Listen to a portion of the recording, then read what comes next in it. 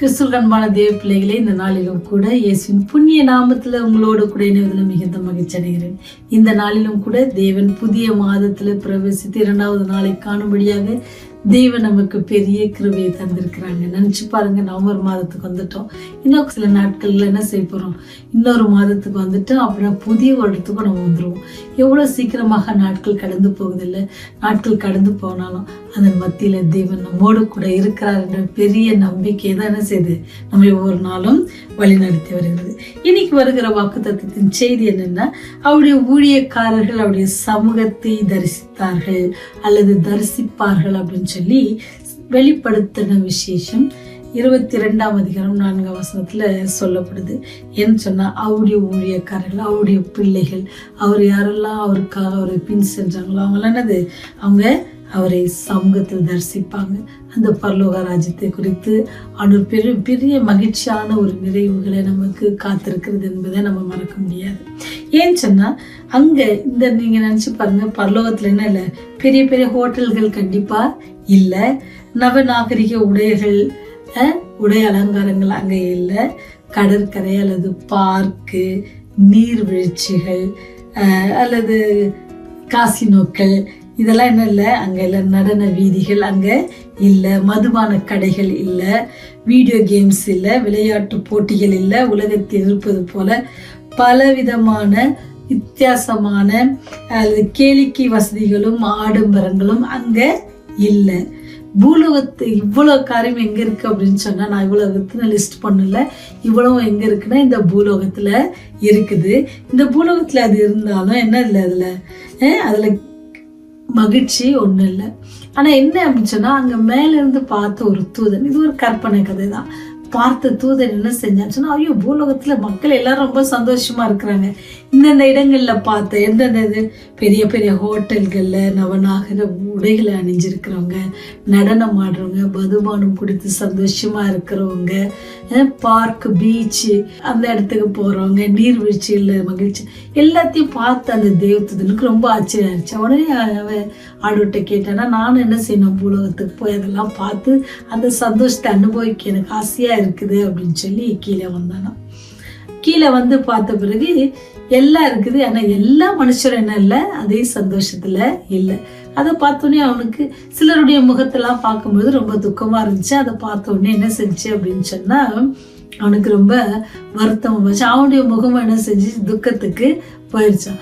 உடனே என்ன செஞ்சான், அவனுடைய ட்ராவல் என்ன நிறுத்திட்டு இன்னும் உடனே என்ன செய்யணும், பரலோகம் போகணும் அப்படின்னு சொல்லி எங்கே போனதாக ஒரு சின்ன குட்டி கதை, ஒரு கற்பனை கதை. ஏன்னு சொன்னால், நீங்களும் நானும் நினைக்கிற மாதிரி சந்தோஷம் என்பது இந்தந்த இடங்களில் கிடையாது. ஆனால் ஒரே ஒரு இடத்துல இருந்துச்சு. அவருடைய ஊழியக்காரருடைய சமூகத்தை தரிசித்தாங்க. ஆண்டவருடைய பிரசன்னத்துல என்ன இருக்கும் அப்படின்னு சொன்னா, அங்க என்ன இருக்கு, சந்தோஷம் இருக்கும். அங்க என்ன இருக்கு, கண்ணீர் இல்லை, அங்க கவலை இல்லை. நீங்க அந்த அதிகாரம் வெளிப்படுத்தல் 22ஆம் அதிகாரத்தை வாசித்தீங்கன்னு சொன்னா, அங்க அப்படிலாம் சொல்லப்பட்டிருக்கும்.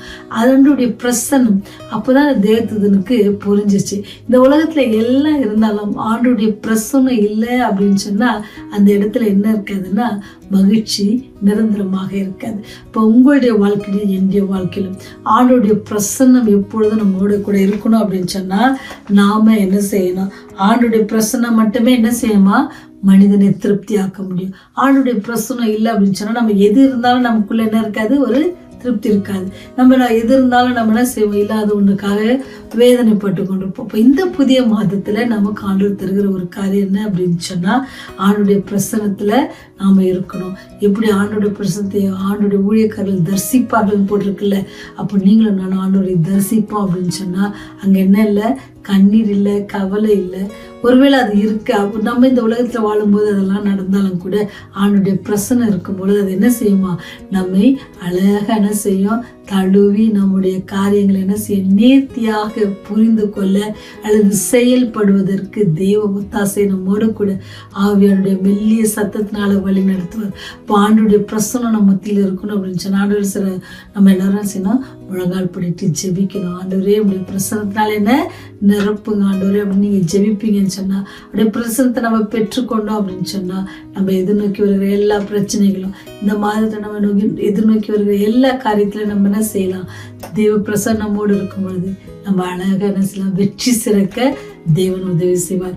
ஒருவேளை அது ஒருவேளை பெரிய ஆபத்திலிருந்து அது நம்மை மீட்குவதற்கு தேவன் உதவி செய்வார். ஒருவேளை நமக்கு நேரடியாக இல்லைனாலும் கூட நமக்கு என்ன செய்யும்? அந்த உணர்வு கிடைப்பதற்கு தேவன் கிருபை செய்வார். ஆண்டுடைய பிரசனத்தை நாம நாடணும். ஏன் பரலோகம் மகிழ்ச்சியா இருக்குது அப்படின்னு சொன்னா, அங்க தேவனுடைய பிரசன்னம் இருக்குது. அதே போல உங்களுடைய வீட்டிலையும் உங்களுடைய மனசுலையும் நீங்க தேவனுடைய பிரசனத்தை என்ன செய்யுங்க? வரவைங்க. எதுக்கு?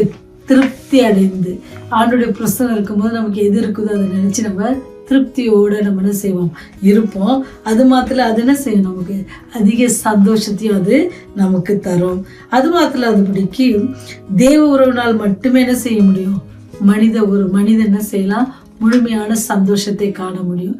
இல்லை அப்படின்னு சொன்னா தேவனிடத்தில் இருக்கிற உறவு நமக்கு குறைந்து போகும்னு சொன்னா நம்ம இடத்துல என்ன இருக்கும்? சந்தோஷமும் குறைஞ்சு போயிடும். தேவனுடைய பிரசன்னம் எப்படி வரும்னு சொன்னா அவரை குறித்து படித்து அவரோடு துதித்து பாடி அவர்கிட்ட நம்ம ஒப்பு கொடுத்து முழங்கால் படிட்டு ஆண்டவர்கிட்ட ஜெபிப்போம் அப்படின்னு சொன்னா அவருடைய பிரசன்னத்தை நம்ம உணர்வோம். அவர் நமக்கு என்ன செய்வார்? ஞானத்தை தருவாங்க. இந்த காரியத்தை எப்படி செய்யணும்?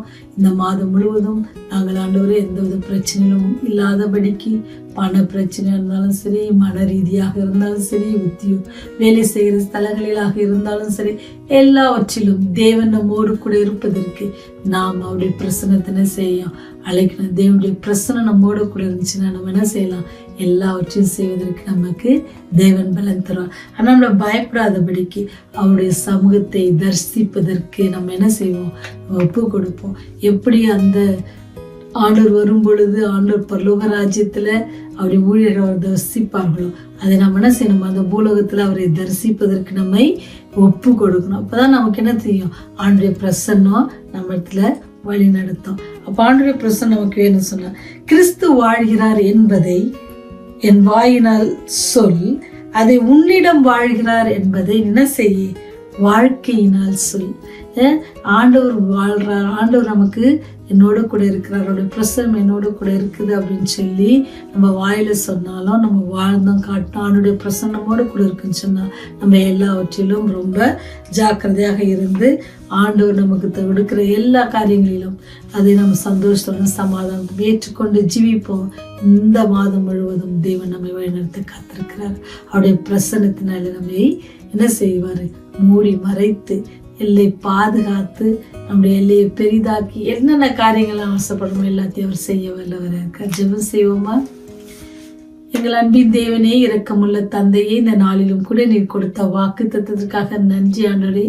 நாங்கள் உங்களுடைய பிரசன்னத்தை நாங்கள் எப்பொழுது உணர்ந்தவர்களாக அதிலே நாங்கள் நடக்கிறவர்களாக அதிலே பாதுகாப்போடு இருக்கிறவர்களாக ஆண்டவரே எங்களை நீர் வழி நடத்த வேண்டுமா உடைய பாத்துல கெஞ்சி மன்றாடுகிறோம். அதற்கு தடையா இருக்கிற எல்லா காரியங்களையும் எங்களை விட்டு அகற்றி தீய குணங்கள் தீய காரியங்கள் எல்லாவற்றையும் எங்களுக்கு நீக்கி போடுங்க சாமி. குற்றம் குறைகள் எல்லாவற்றையும் ஒரு விஷயம் மன்னித்து ஆண்டவரே, கல்வாரி சிலுவையில் சிந்தின அந்த ரத்தத்தினாலே எங்கள் பாவத்தை கழுவி சுத்திகரித்து புதிய மாதத்திலும் கூட ஆண்டவரே உமக்கு பிரியமான பிள்ளைகளாய் ஜீவிக்க எங்களுக்கு உதவி செய்யுங்க.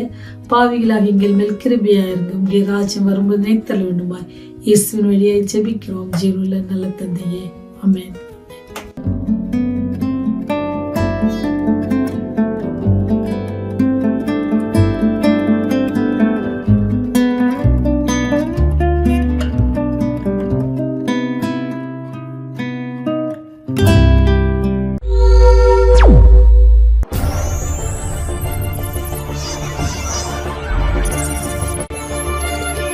நீங்கள் பார்த்துக் கொண்டிருப்பது உங்கள் ரிவைவல் டிவி.